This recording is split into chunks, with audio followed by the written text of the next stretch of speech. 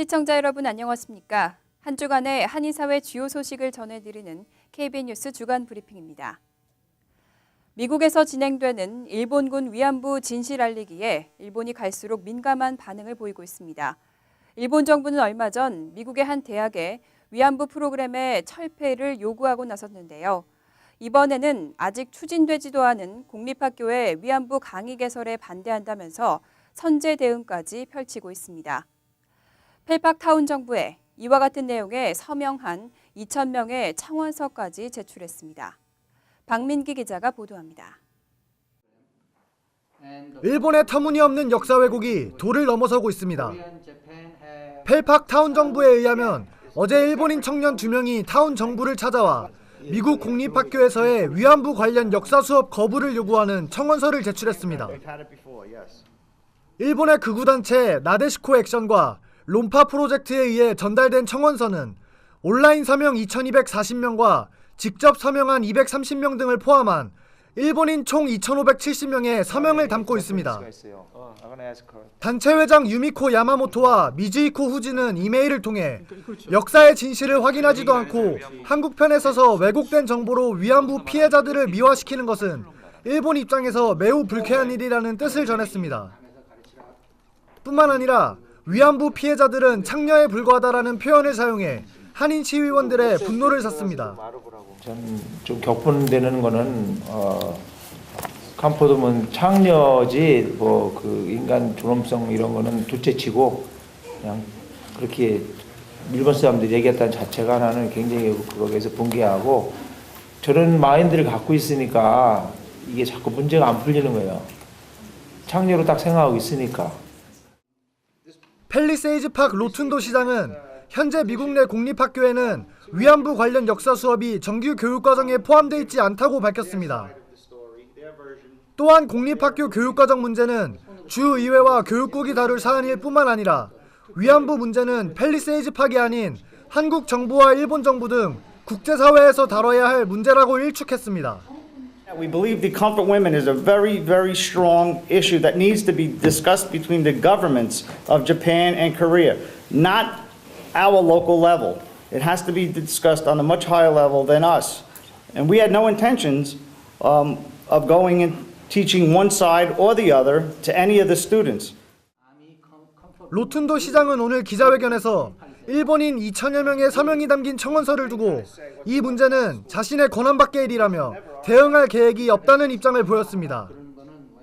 KBN 뉴스 박민기입니다. 대한항공의 땅콩 회항 사건이 이번 주에도 연일 보도되고 있습니다. 대한항공에 대한 미주 한인사회의 반응도 냉담한데요. 뉴욕 퀸즈 한인회와 뉴욕 한인학부모협회가 대한항공 불매운동에 나섰습니다. 계속해서 박민기 기자가 보도합니다. 대한항공 땅콩 회항 논란이 미주 한인 동포들의 분노를 샀습니다. 뉴욕 퀸즈 한인회와 뉴욕 한인 학부모협회는 땅콩 회항이 국적기를 애용하는 미주 동포들의 편의를 전혀 고려하지 않은 비상식적인 행동이라며 대한항공 불매운동에 나섰습니다. 지난 12일 노던 블루버드 155와 156 스트리트 사이에 위치한 레오나드 스퀘어에서 진행된 불매운동 기자회견에는 뉴욕 퀸즈 한인회 류재봉 회장과 뉴욕 한인학부모협회 최윤희 회장 등이 참석해 불매운동 의사를 밝혔습니다. 아침 새벽 5시에 가는 비행기에 얼마나 많은 사람들이 한국을 가느라고 정말 그런 설레이는 마음으로 탔었는데 이런 처사가 일어났다는 거는 있을 수가 없고요. 이거는 체벌을 위한 것이 아니라 이거를 통해서 바뀌어서 좀 더 나아지기를 원해서 하는 겁니다. 현재 대한항공 뉴욕과 서울 구간의 최대 이용객은 뉴욕과 뉴저지의 한인 동포들입니다. 다른 항공사보다 비싼 가격에도 한인들은 대부분 대한항공 등의 한국 국적기를 이용하고 있습니다. 류재봉 회장은 임원의 비상식적인 요구에 비행기를 회항시킨 것은 고국 방문으로 들뜬 한인 동포들을 무시하는 처사일 뿐만 아니라 국격을 바닥에 떨어뜨리는 국제적 망신이라고 주장했습니다. 어차피 지금 망신을 세계적으로 망신 당할 때는 다 당했습니다. 저희가 솔직히 대한항공 얘기하면 창피해서 얼굴을 들질 못합니다. 대한항공 그러면은 한국의 국적, 한국의 얼굴이에요. 그런 얼굴이 지금 이런 그 말도 안 되는 이런 행태를 부렸다는 거는 어떻게 보면 참 용납할 수가 없고 우리 유재봉 회장과 최윤희 회장은 대한항공의 불매운동을 위한 서명운동을 추진할 계획입니다.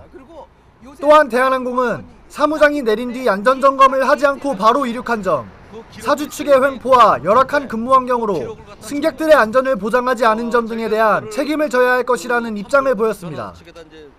KBN 뉴스 박민기입니다. 매년 1월 13일이 미주 한인의 날로 지정됐습니다. 관련 결의안이 어제 뉴욕시의회 전체 회의에서 만장일치로 통과됐습니다. 미주 한인의 날 결의안은 1903년 1월 13일 한인 이민자가 하와이에 첫 이주한 것을 기념해 이날을 한인의 날로 지정하는 내용으로 피터구와 폴 벨론 등 시의원 20명이 공동 발의자로 참여했습니다. 결의안은 1903년 1월 13일 성인 남성 56명과 여성 21명, 어린이 25명이 하와이 호놀룰루에 도착했다고 적시했습니다. 초기 한인 이민자들이 식민지가 된 조국을 독립시킨다는 공통된 목적으로 합심했다고 밝히고 있습니다. 또 1950년 전쟁과 빈곤, 정치적 탄압을 피해 수많은 한인들이 미국에 이민 왔고 여느 이민자들처럼 힘든 과정을 거쳐 미국에 뿌리를 내렸다고 기술했습니다. 이후 2010년 센서스 조사 결과 미국의 한인 인구는 140만 명으로 증가했다는 내용도 담겨 있습니다. 퀸즈 한인회 등은 지난 9월 시청 앞에서 결의안 통과를 촉구하는 집회를 연 바 있습니다. 이와 같은 한인 단체들의 노력으로 미주 한인의 날 법안이 통과될 수 있었다는 평가입니다. 지난 7월 경찰의 과잉 제압으로 인해 흑인 남성이 사망했던 이른바 에릭 가너 사건을 두고 뉴욕시가 유족과의 합의를 추진하고 있습니다. 가해 경찰관은 불기소 결정을 받았지만 유족들에게 7,500만 달러의 배상금 지불이 검토되고 있습니다. 뉴욕시 감사원이 경찰의 과잉 제압으로 인해 숨진 에릭 가너 사건의 유족들에게 7,500만 달러의 배상금 지불을 검토하고 있는 것으로 알려졌습니다. 하지만 유족들은 아직 시를 상대로 정식 손해배상 소송을 제기하지 않았습니다. 뉴욕타임즈는 감사원의 이와 같은 움직임에 대해 시정부가 사건에서 빨리 손을 떼려는 꼼수라고 지적하고 있습니다. 통상적으로 감사원은 시를 상대로 소송이 제기되면 합의금 지불 여부를 결정하고 법적인 절차는 법무국 소속 700여 명의 변호사가 담당하고 있습니다. 하지만 이례적으로 스콧 스트링어 감사원장은 소송 초기 단계부터 개입하고 있는 것으로 알려졌습니다. 시 감사원장은 이번 검토가 납세자들과 유족들을 모두 만족시키기 위한 것이라며 해당 경찰관의 잘못을 인정하는 것은 아니라고 당부했습니다. 한편 이에 대해 니콜라스 파울루치 법무국 대변인은 감사원장은 소송이 제기되기 전이라도 합의를 취할 수 있는 권한이 있다고 밝혔습니다. 뉴저지주에서도 근로자들의 유급 병가 제공이 의무화될 가능성이 커졌습니다. 관련 법안이 주 하원 예산위원회를 통과했습니다. 주 하원 예산위원회는 15일 민간 기업을 포함한 뉴저지주 모든 고용주들이 직원들에게 매 30시간 근무할 때마다 최소한 1시간의 유급 병가를 주도록 하는 법안을 통과시켰습니다. 법안에 따르면 주 40시간 근무하는 풀타임 근로자의 경우 연간 최소 69시간의 유급 병가를 보장받게 됩니다. 유급 병가는 연간 최대 9일까지 허용됩니다.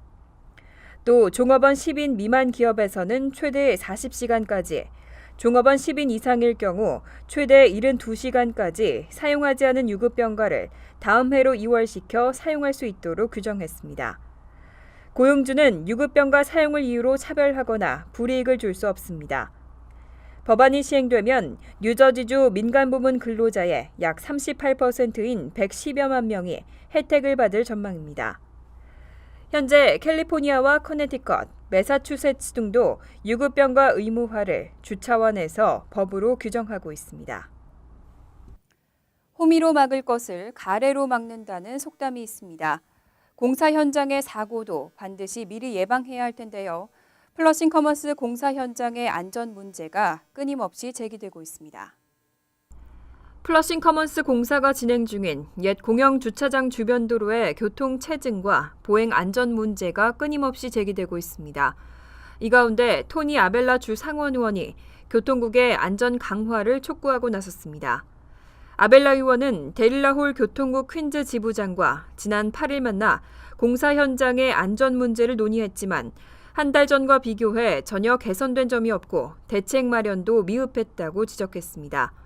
39번가의 경우 138가에서 유니온 스트릿 사이 한 개 차선이 폐쇄된 상태고 유니온 스트릿의 경우 인도가 사라지면서 행인들의 교통사고 위험이 매우 높은 것으로 나타났습니다. 아벨라 의원은 교통국이 이와 같은 위험을 사전에 알면서도 교통 통제를 승인했다며 몇 사람이 목숨을 잃어야 안전장치를 마련할 것이냐며 강력하게 규탄했습니다. 또 플러싱 커먼스 개발사로 하여금 교통 안내원을 고용하도록 해 보행자들의 안전을 보장하고 교통 혼잡 문제를 해결해야 한다고 강조했습니다. 뉴욕시 보건국은 지난해 데이케어 어린이들을 대상으로 독감 예방접종을 의무화하는 규정을 발표했습니다. 뉴욕시 인가를 받은 데이케어에 다니는 어린이들은 오는 31일까지 독감 예방접종을 마쳐야 합니다. 지난해 시 보건위원회는 시 정부 인가를 받은 모든 유아원과 데이케어 센터에 다니는 5세 미만 어린이들에 대해 매년 12월 31일까지 독감 예방접종을 해야 한다는 규정을 발표했습니다. 다만 6개월 미만의 영아는 제외됩니다. 이와 같은 규정은 바이러스 저항력이 약한 5세 미만 어린이들이 장시간 좁은 공간에서 머물러 전염 위험이 높다는 지적에 따라 마련됐습니다. 또 아이들을 통해 다른 가족 구성원들도 독감에 옮을 가능성이 높다는 것도 주요 이유로 꼽혔습니다. 뉴욕시에서는 해마다 5세 미만 어린이 100명 가운데 10명에서 40명이 독감에 걸리는 것으로 조사됐습니다. 또 질병통제예방센터는 지난 독감 시즌에만 전국에서 109명의 어린이들이 독감으로 사망했고 올 시즌에도 이미 7명의 사망 사례가 보고됐다고 밝혔습니다. 한편 엘러지 반응을 일으키는 등 의학적 이유가 있을 때는 접종 의무가 면제됩니다. 당초 내년 2월 개통 예정이었던 7번 지하철 연장선의 개통일이 결국은 또 늦춰졌습니다. 공사업체와 인센티브까지 걸고 개통을 추진했지만 내년 4월, 늦으면 6월에나 개통될 것으로 전망되고 있습니다. 메트로폴리탄 교통공사는 맨하탄 34가와 11번가를 잇는 7번 지하철 연장선 구간이 당초 개통일인 내년 2월 24일보다 늦어진 4월에서 6월에 개통된다고 밝혔습니다. 메트로폴리탄 교통공사는 공사업체와 내년 2월까지 공사를 완료할 시 475만 달러의 인센티브를 제공하기로 합의한 바 있습니다. 하지만 연장 구간 소재역의 엘리베이터와 에스컬레이터 설치가 늦어지면서 개통이 지연되게 됐습니다. 7번 지하철 연장 공사는 지난 2011년부터 시작됐으며 총 24억 달러가 투입됐습니다. 메트로폴리탄 교통공사는 이번 연장 구간 개통으로 7번 지하철 승객들의 맨하탄 웨스트 방면 이동이 대폭 편리해질 것으로 기대하고 있습니다. 또 맨하탄 미드타운 웨스트 허드슨 야드를 호텔과 아파트, 전시장과 문화시설 등이 있는 국제적인 관광 명소로 만들 수 있는 토대가 될 것으로 전망했습니다. 이제 2014년도도 보름이 채 남지 않았습니다. 여러 모임이나 단체에서도 한 해를 마무리하는 송년회 많이 하실 겁니다. 모임에서 빠질 수 없는 한 가지가 술이겠지만 연말까지 대대적인 음주 단속이 펼쳐지고 있습니다. 한 해 마무리 잘 하시면서 안전하고 건강한 연말 보내시기 바랍니다. KBN 뉴스 주간 브리핑 여기서 마칩니다. 시청해 주신 여러분 고맙습니다.